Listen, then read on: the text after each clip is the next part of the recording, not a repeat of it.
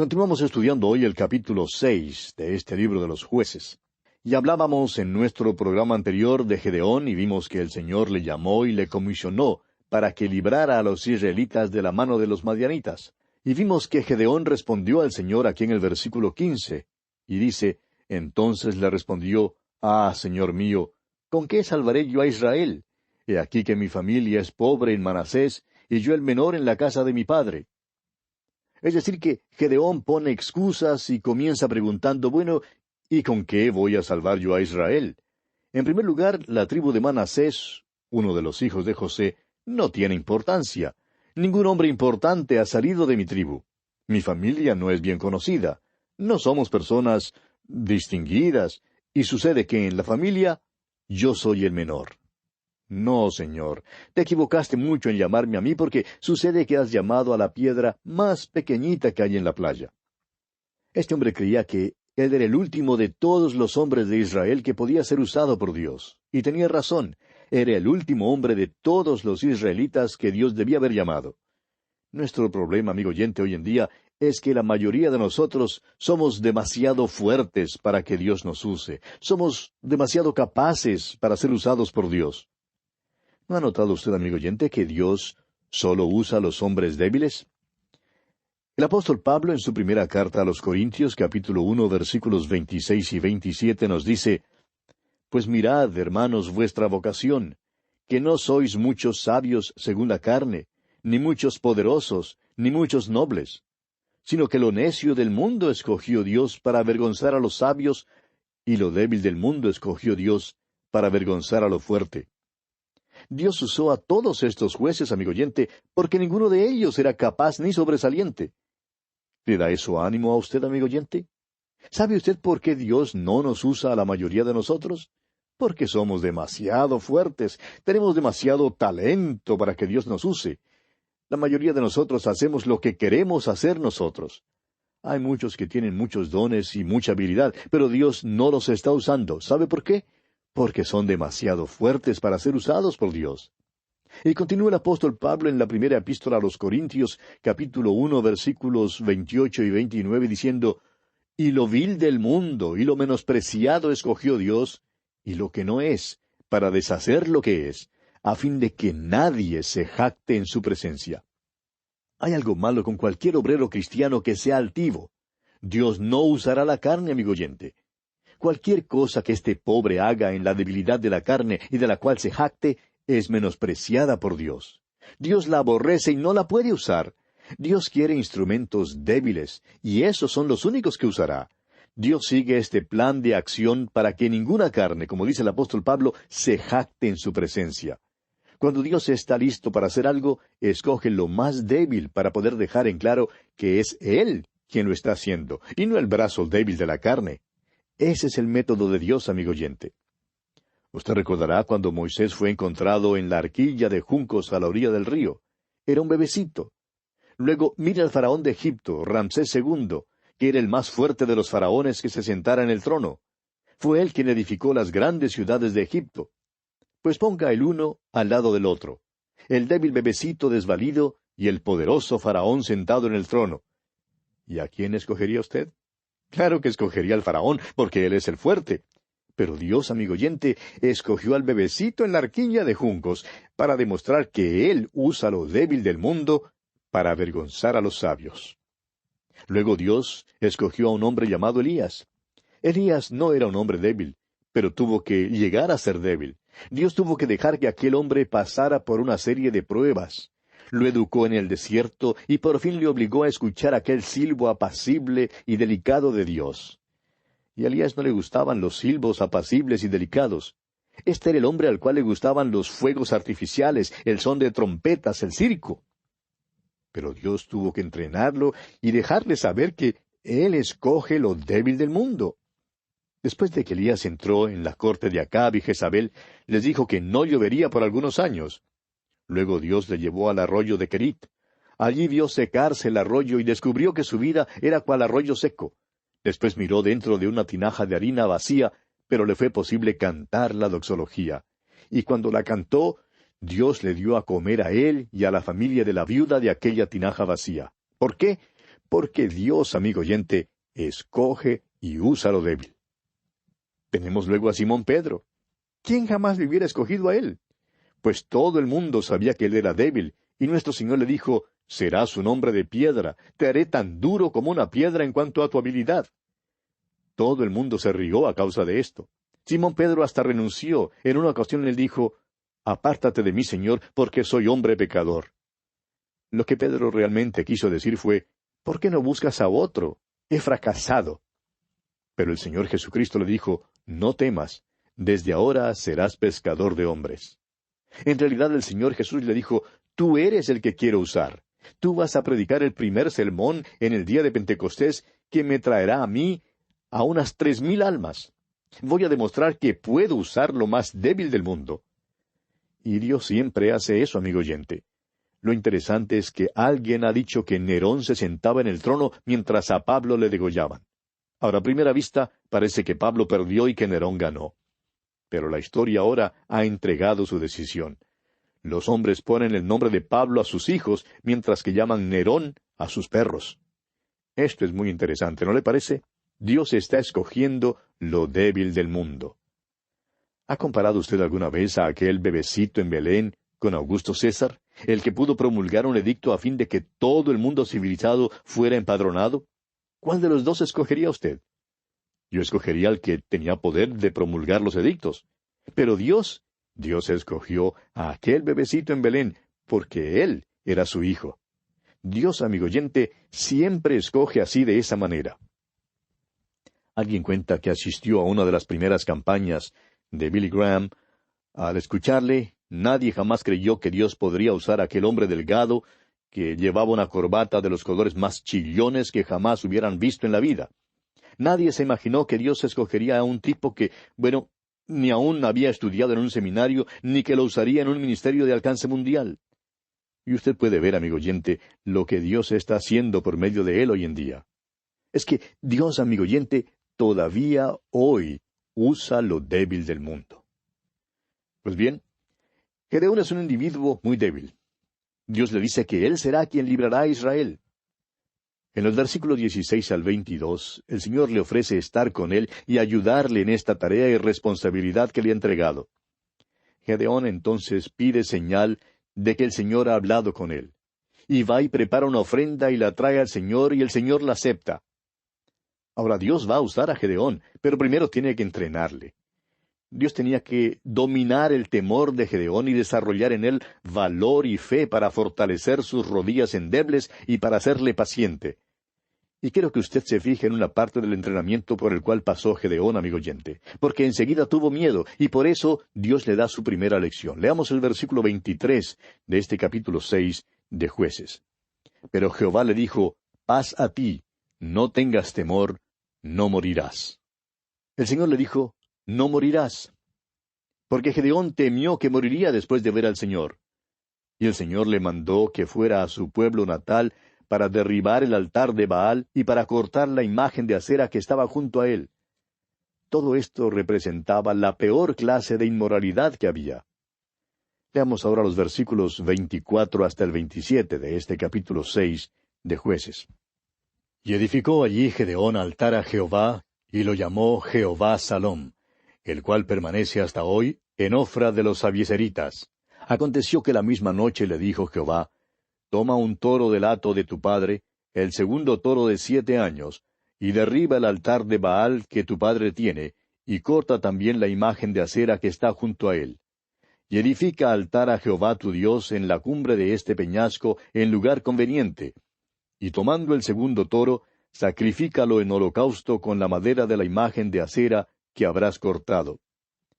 Entonces Gedeón tomó 10 hombres de sus siervos, e hizo como Jehová le dijo, mas temiendo hacerlo de día por la familia de su padre y por los hombres de la ciudad, lo hizo de noche. Y así Gedeón comienza su aventura. Aun con la comisión de Dios, Gedeón tiene miedo. En lugar de obedecer a Dios en pleno día, lo hace bajo el manto de la noche. Pero ellos se enteraron de quién lo hizo y estaban listos a matar a Gedeón. Pero Dios nuevamente lo libra. Gedeón todavía vacila, y como hemos dicho, Dios tiene que dominar el temor de Gedeón. tiene que darle valentía y fe en su vida. Dios tiene que afirmar las rodillas endebles de Gedeón. La próxima medida que toma Dios es llenar a este hombre con su espíritu, porque Dios siempre ha dado plenitud del espíritu a cada hombre que él usa. Leamos ahora el versículo 34 de este capítulo 6 de Jueces. Entonces el espíritu de Jehová vino sobre Gedeón, y cuando éste tocó el cuerno, los abieseritas se reunieron con él. El son del cuerno significaba guerra. El momento en que se tocaba el cuerno, el pueblo sabía que significaba guerra contra los amalecitas, y el pueblo empezó a reunirse con él. ¿Y sabe usted lo que pasó? Se le enfriaron los pies a Gedeón otra vez, y le dijo al Señor: Ahora mira si realmente me has llamado, y espero que no te pongas bravo, me gustaría poner esto a prueba.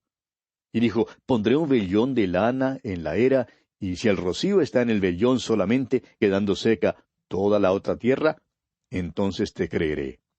Y así lo hizo Dios esa noche. Al día siguiente, Gedeón volvió y le dijo: Ahora, Señor, pondré nuevamente un vellón de lana. Si realmente estás en esto, haz que el vellón quede seco y que el rocío esté en la tierra. Y yo me alegro de que lo hiciera así de esa manera, porque francamente yo sería lo suficientemente escéptico la primera vez como para creer que simplemente sucedió así. O vamos a decir mejor que fue cosa natural que sucedió así de esa manera la primera vez, es decir, cuando el vellón quedó mojado y la tierra alrededor quedó seca. Pero fue cosa sobrenatural cuando sucedió de la otra manera, es decir, cuando el vellón quedó seco y la tierra mojada. Por tanto, creemos que tenemos una prueba aquí. Este hombre pidió a Dios que dejara caer el rocío en el vellón y luego que Dios no dejara caer en el vellón el rocío. ¡Cuán bondadoso fue Dios con Gedeón! Y veremos que Dios gradualmente entrena a este hombre hasta llevarle al punto que Gedeón puede ver que no hay nada en él mismo. Luego Dios le usará para ganar una gran batalla. Nuestro problema hoy en día, amigo oyente, es que somos demasiado fuertes para que Dios nos use, como ya hemos dicho. Tenemos demasiado talento. Los cantantes, los predicadores, todos, aquellos que podrían ser usados para traer avivamiento. ¿Cuánto necesitamos volver al libro de los jueces, amigo oyente? ¿Puede usted comprender ahora por qué este no es un libro popular? Leamos ahora los versículos 36 y 37 de este capítulo 6 de Jueces. Y Gedeón dijo a Dios: Si has de salvar a Israel por mi mano, como has dicho, he aquí que yo pondré un vellón de lana en la era, y si el rocío estuviere en el vellón solamente, quedando seca toda la otra tierra, entonces entenderé que salvarás a Israel por mi mano, como lo has dicho. Y así Dios trató a Gedeón con mucha paciencia. Ahora los hombres para el ejército llegaron de todas partes. El cuerno se toca en Israel, y esto significa guerra, y se reúnen alrededor de este hombre Gedeón. Usted recordará que muchos de estos hombres no apoyaron a Débora, pero ahora vienen al llamado de Gedeón. Y francamente, amigo oyente, él es el último hombre en todo Israel al cual usted querría unirse. Ciertamente no es un hombre que está preparado para guiarlos a la batalla. Pero Dios empieza a mover en la vida de este hombre de una manera muy definida. Gedeón es cobarde, pero Dios le fortalecerá. Y así concluimos nuestro estudio del capítulo 6 de Jueces. Llegamos ahora al capítulo 7. En este capítulo, el ejército de Gedeón es reducido en tamaño. Está fortalecido por el sueño y la interpretación del pan de cebada. Su estratagema de trompetas y antorchas en los cántaros ayuda a derrotar a los madianitas. Y Oreb y Zeeb son tomados. Leamos los primeros 2 versículos de este capítulo 7 de Jueces.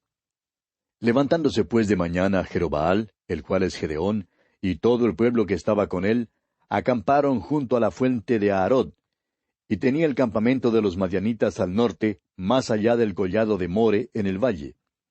Y Jehová dijo a Gedeón: El pueblo que está contigo es mucho para que yo entregue a los madianitas en su mano, no sea que se alabe Israel contra mí diciendo: Mi mano me ha salvado.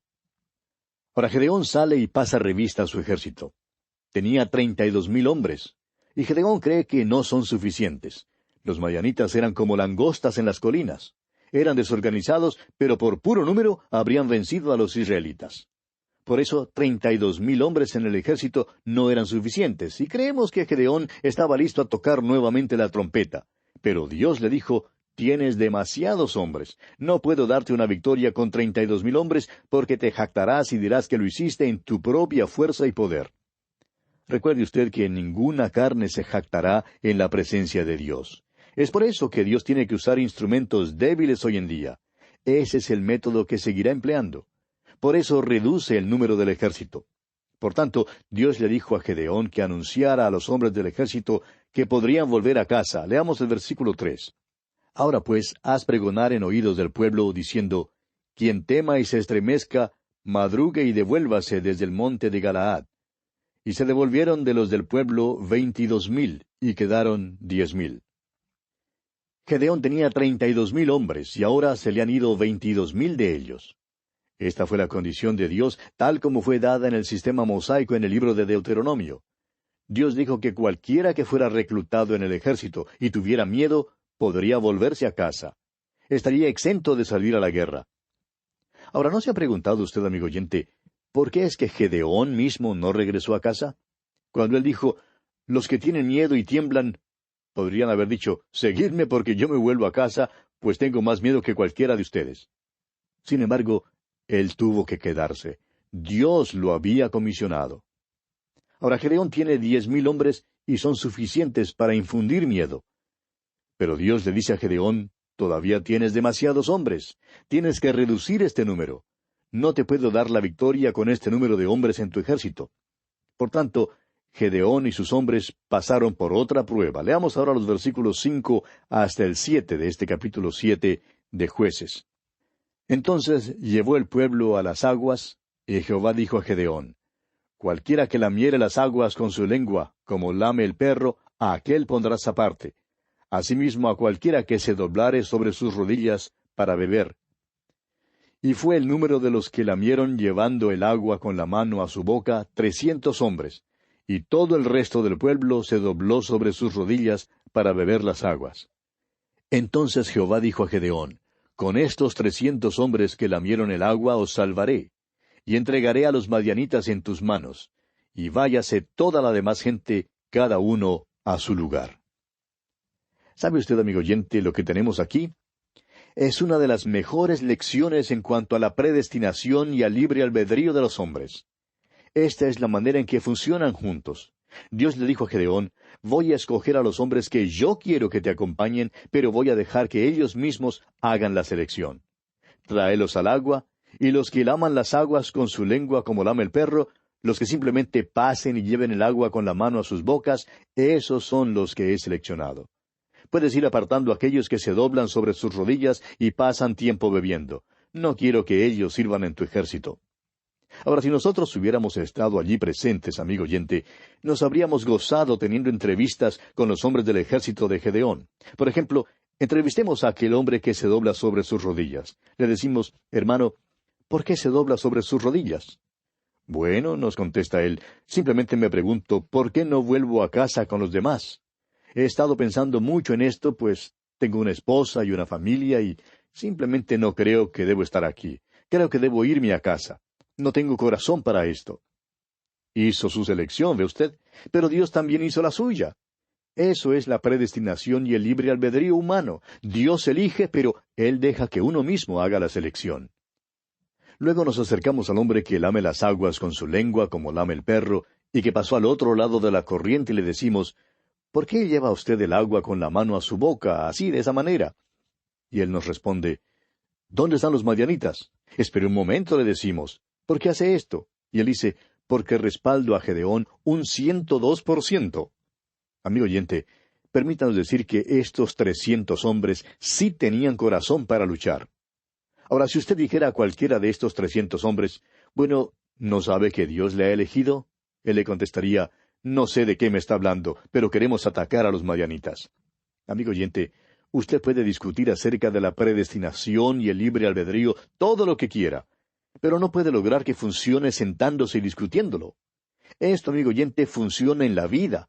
Cada uno de los 10,000 hombres en el ejército de Gedeón ejerció su libre albedrío, su libre voluntad. Dios no intervino con ninguno de ellos en cuanto a su libre albedrío.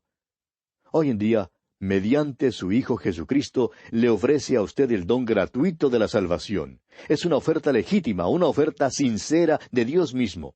Él dice, todo lo que el Padre me da, vendrá a mí, y el que a mí viene, no le echo fuera. Ahora no diga por favor que usted puede arguir ahora mismo en cuanto a la predestinación, porque no puede. Usted puede venir a Dios si quiere venir. Si no viene, tenemos noticias para usted. Usted no fue elegido. Si viene, tenemos buenas noticias para usted. Usted sí fue elegido. Esa es la manera en que Dios obra, amigo oyente. Bien, se nos ha terminado el tiempo, amigo oyente, así es que vamos a detenernos aquí por esta ocasión. Continuaremos, Dios mediante, en nuestro próximo programa. Hasta encontrarnos de nuevo en este mismo punto del dial, deseamos a usted las ricas bendiciones del Señor.